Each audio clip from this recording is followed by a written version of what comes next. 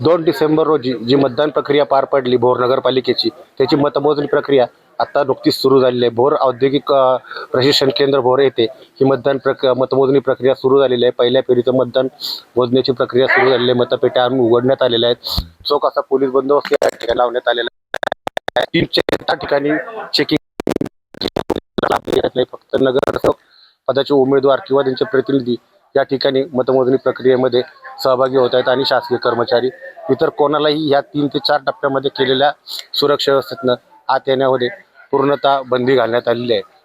ही प्रक्रिया साधारणतः 1.5 ते 2 तास चालेल. त्यामध्ये 20 नगरसेवक आणि 1 नगराध्यक्ष यांची मतमोजणी आणि भवितव्य आज ठरणार आहे. टॉप न्यूज मराठीसाठी सारंग शेटे, भोर, पुणे.